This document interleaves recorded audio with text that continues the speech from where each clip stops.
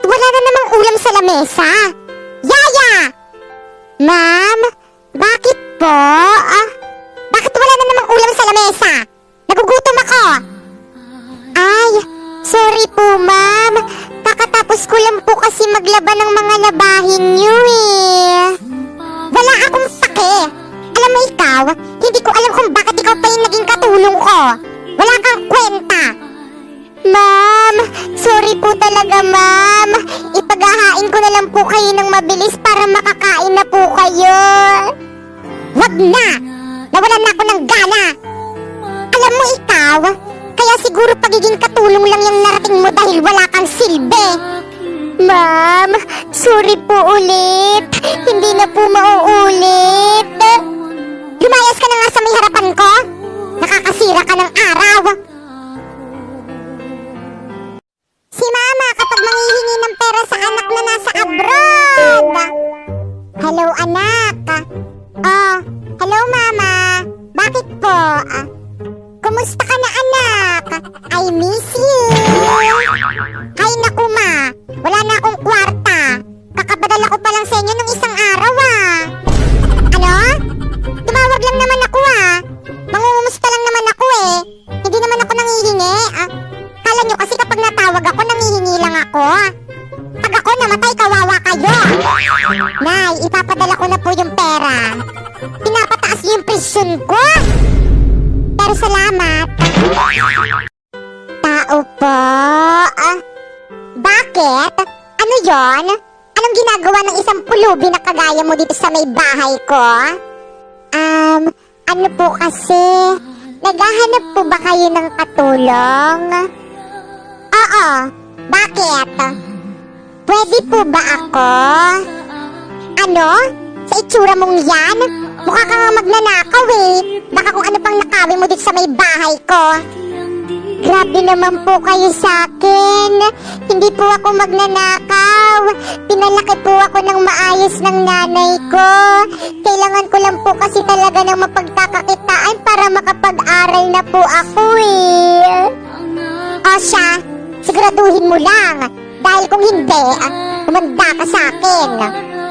Opo, maraming salamat po.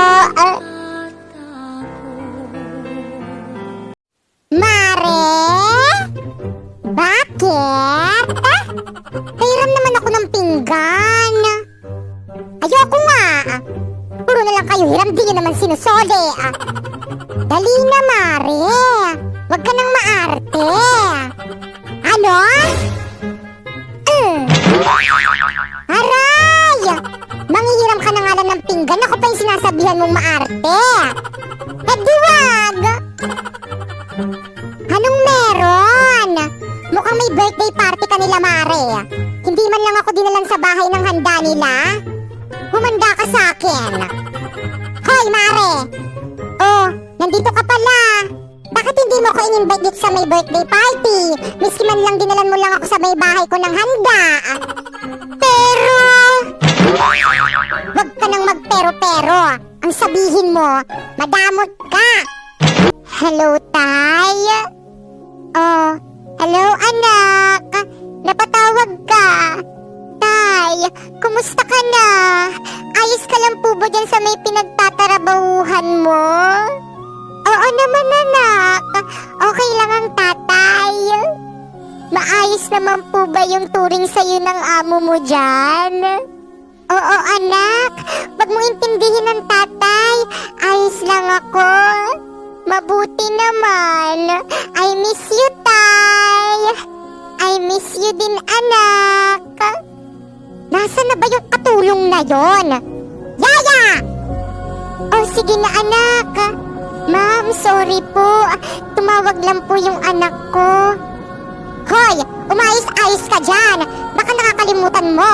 Nagtatrabaho ka tapos kung ano-anong ginagawa mo. Maglinis ka doon. Hello po? Hello? Sino to? Doktor po ako.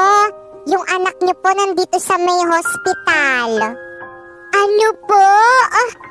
Papunta na po ako dyan. Oh, sige po. Anak, gising. Wag mo namang iwan si nanay. Di ba bibilan pa kita ng maraming toys? Ma'am, ito na po yung anak niyo. Hi, Nay! Hoy! Sino to? Sa iba pong kamag-anak yung bangkay na yan. Ba't di niyo sinabi agad? Ikaw, anak, anong ginagawa mo dito sa may ospital? Ano kasi, Nay? Nakagat kasi ako ng langgam. Kaya pina-check up ko na. Kasi di ba may rabies yun?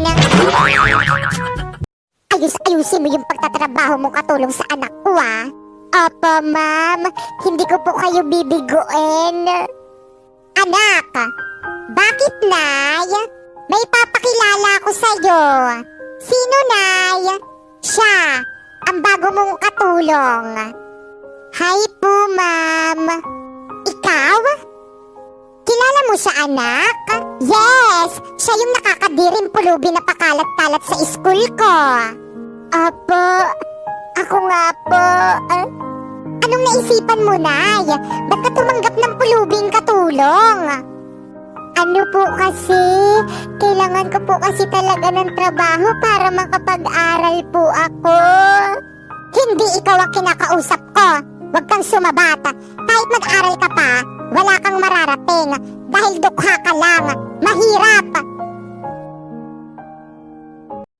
Kailangan ko mag-aral ng mabuti para pumasa ako sa may exam ko. Oh, Yaya, anong ginagawa mo? Di ba ang sabi ko sa'yo, labahan mo na tong mga damit ko? Ano po kasi, ma'am, exam ko na po bukas. Kailangan ko pong mag-aral. Ay, baka nakakalimutan mo na. Ang obligasyon mo dito sa may bahay namin ay isang kasambahay lang. Alam mo, tatamarin ka rin sa pag-aaral, kagaya ng mga magulang mong batugan. Paumanhin, ma'am. Huwag niyo naman pong pagsabihan ng ganyan yung magulang ko. Bakit? Totoo naman ah. Kaya nga mahirap lang kayo eh. Labhan mo na yan. Kung hindi, hindi kita bibigyan ng pampaaral mo. Iba't ibang uri ng tao sa Burulan! Wow! Bakit mo ko iniwan? Wow! Excuse me, sino ka? Ako yung asawa, oh. Mas okay ka pa umiyak kaysa sa akin. Ay, sorry po, Mare, mauna na kami. O sige lang, iuwi ko na tong pagkain, ha? O sige, salamat. Condolence ulit. Bye! Sundan sana kayo ng mga espiritu dito sa may St. Peter. Mare, condolence. Salamat. Para saan tong sobre? Para sa abuloy. Babayaran nyo man lang yung mga lalamunin nyo dito. Bakit ganun? Ang sakit ng lalamunan ko. Bakit ba naman kasi natin sinugod si coronavirus ng walang face mask? Kaya nga, yan tuloy, 14 days tayong quarantine. Hindi nyo naman kasi sinabi na kailangan pala mag-face mask. At isa pa, natatakpan yung beauty ko pag may face mask. Ano, aawayin nyo pa ako? Sabi ko naman kasi sa inyo, hindi nyo ako kaya. Madaya ka kasi, hindi mo man lang kami binigyan yung face mask mo. Hindi naman kayo nang hingi eh. Naririnig niyo ba yon? Bakit? Ano ang ibig sabihin ng tunog na yon? Paparating na yung ambulansya para dalhin kayo sa COVID facility. Bye! Voice reveal. Lah, ito na nga yung boses ko. This is my real voice. Ano pa ba gusto mo marinig? I love you. Iba-ibang uri ng estudyante kapag recitation. Hoy classmate, kapag naturo ako sa recitation, turuan mo ko Dahil kung hindi, papaabang kita. Oo. Okay, Inday. 1 plus 1. Sir, masakit po kasi yung ulo ko. Hindi ko yan kayang sagutan. Si Popoy na lang po muna. Ba't ako? Pero okay lang. Alam ko naman yung sagot. 1 plus 1 equals to sir. Okay, hindi na po masakit yung ulo ko. Huy, Inday. Pansinin mo yung mga nagtataas ng kamay. Hindi tinuturo ni sir. Tapos yung mga hindi nagtataas ng kamay, ayun yung tinuturo niya. Ay, talaga ba? Try ko nga. Sir, ako po. Okay, Inday. Ikaw ang magsagot. Bakit ako yung natawag? Charot lang pala. Inday, dito muna sa bahay natin ang tiyang mo at ang pinsan mong si Bakekang. Sila muna ang magbabantay sa'yo habang wala ako. Pero tay, saan po kayo pupunta? Ano kasi anak, magtatrabaho muna ako sa ibang bansa para may pangkain tayo at para mabili ko rin lahat ng gusto mo. Iiwanan niyo po ako.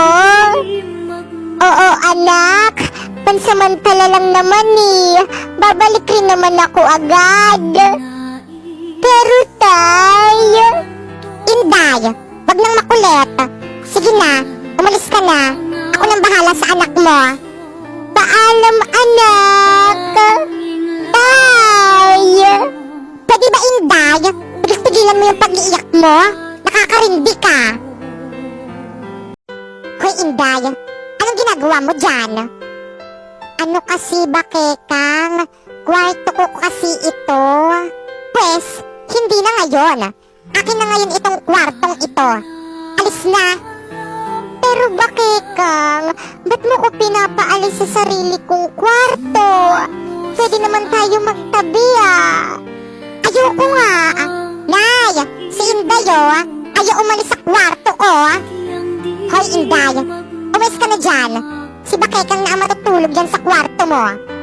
Pero Chang, wag ka nang magpero-pero. Doon ka nalang matulog sa may sopa. Oo nga, bagay ka naman doon. Alis na, tsupe.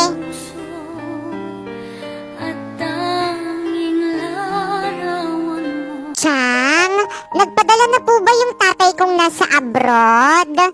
Oo, bakit? Chang, may project po kasi ako sa school. Kailangan ko po ng pera pambili ng materials. Nay, pengi akong pera. Gagala kami ng mga friends ko sa labas. Ay, oo anak. Ito gastusin mo lahat yan. Salamat, Nay. Chang, bakit po lahat ng pera binigay niyo kay Bakekang? Paano po yung pambili ko ng project?